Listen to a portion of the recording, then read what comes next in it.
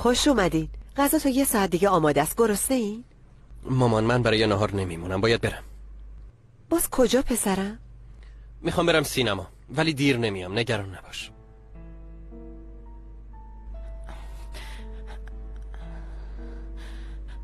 مامان یه چیز عجیبی شنیدم. اون ایلول ناپدریشو کشته. بعدش هم با دوستاش تو پرورشگاه جسدشو انداختن تو رودخونه.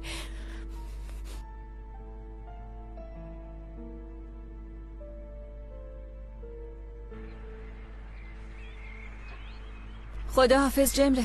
خداحافظ فرید خانم. جمره، راستش میخواستم باهات مشورت کنم. شام قراره برم جایی بیرون، میخواستم یکم خرید کنم. راستش میخوام لباس بخرم، تو همین اطرافو خوب میشناسی. چجوری بگم؟ لباس خیلی مجلسی نمیخوام، اما خیلی ساده و روزمرم نباشه. میخوام شیک باشه، روش یکم کار شده باشه ولی کارش خیلی هم به نظر نیاد. منظورم رسوندم؟ فکر کنم فهمیدم. راستش یه جایی هست انتهای همین خیابون، ولی برای پیدا کردن یه لباس خوب باید خیلی بگردیم. به نظرت اونطوری که واسه تو توضیح دادم بهشون بگم میتونن کمکم کنن؟ اگه بخواین من میتونم باهاتون بیام، البته اگه مزاحم نیستم. نه خیلی هم خوب میشه، عالی میشه. خیلی هم به کمکت احتیاج دارم. باشه.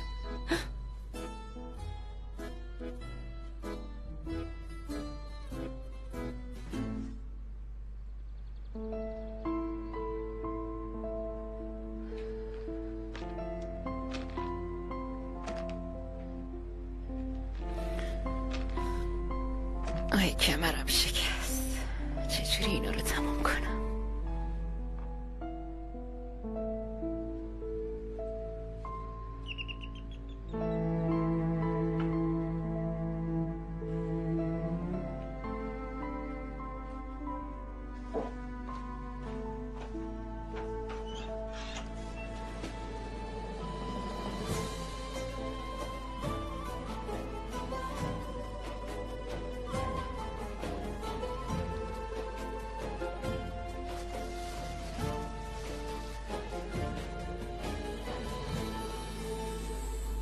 کمال اینا رو فرستاده.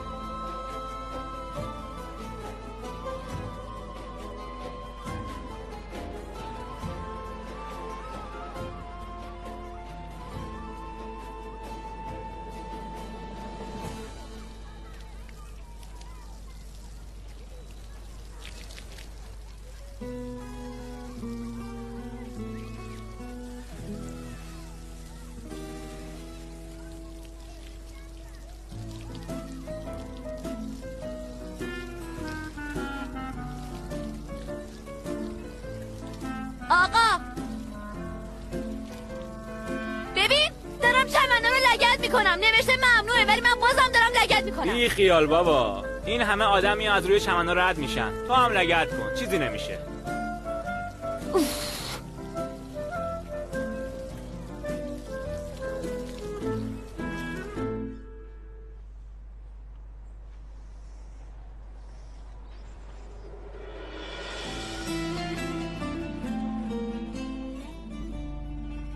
میتونم از لوازم آرایشت استفاده کنم؟ برای چی؟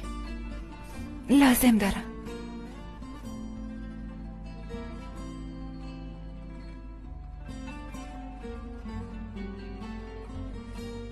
اون وقت به من میگین دنبال پسرام، فقط من نتونستم یه دوست پسر پیدا کنم. این چه حرفیه؟ دوست پسر چیه؟ منو گول نزن. از حال احوالت معلومه که با یه پسر قرار داری. خوبه دیگه. اون گونه‌ای که از سوگل خوشش میاد. رفیق تو همون پسره مطلعی هست نه؟ خیلی خوب، نمیخوام.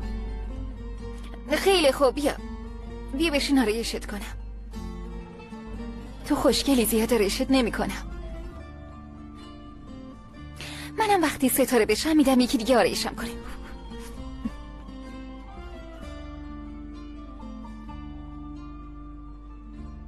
بفرمایید خانم، میشنوم. میخواستم یه جنایت رو گزارش بدم جناب سروان.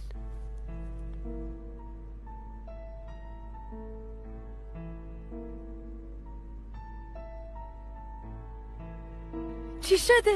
با دوست دخترت قرار داری؟ خوب ازش خدافزی کن چون دیگه هیچ وقت نمیبینیش. تو چی داری میگی؟ اون دختر قاتله. وقتی تو دستشویی حرف میزدن شنیدم. ایلول با سنگ زده تو سر یارو، بعدم جنازش رو انداخته تو آب. اون دختر هم کمکش کردن. اشتباه شنیدی، همچین چیزی نیست. والا الان مامان تو اداره پلیس داره همه چی رو بهشون میگه. شاید ایلول قبل از قرار با تو بیفته زندون.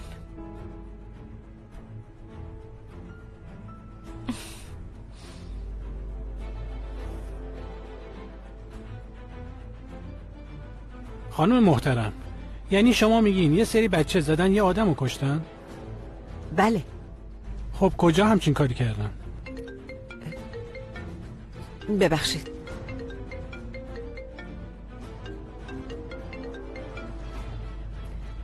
بله سرکان. مامان هیچ کاری نکن، هیچی به پلیس نگو، باشه؟ سعی نکن ازشون دفاع کنی سرکان، میدونم چی کار کردن. مامان منم اونجا بودم. یادت رو لباسم لکه خون بود؟ اون آدمو من انداختم تو آب. منم شریک جرمم. تو چی گفتی؟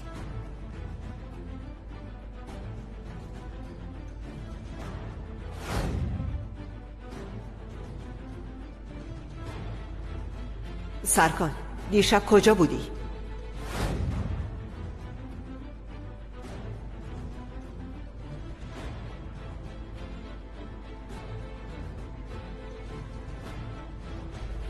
اسم اون بچه ها رو میدونین؟ اسمشون خیلی عجیبه. یعنی چی؟ دارم از بازی‌های رایانه‌ای صحبت میکنم. بچه ها تو این بازی‌ها جنایت میکنن ولی انگار واقعیه. یعنی یه چیزی رو پیدا میکنن بعد میزنن میکشنش. خشونت، ترس، همه اینا باعث میشه ذهنشون به هم بریزه. میگم ممکنه این بازی‌ها ممنوع بشه؟ منظورتون از جنایت این بود؟ بله. وگرنه بچه‌های کوچیک و بی درد سرین. این اصلا ممکن نیست همچین کاری کرده باشن. خانم محترم، برای شکایت در این باره باید به قسمت جرایم سایبری مراجعه کنید. ما اینجا با اتفاقات واقعی سر و کار داریم. چیز دیگه ای نیست؟ نه نیست. ممنونم. روز بخیر.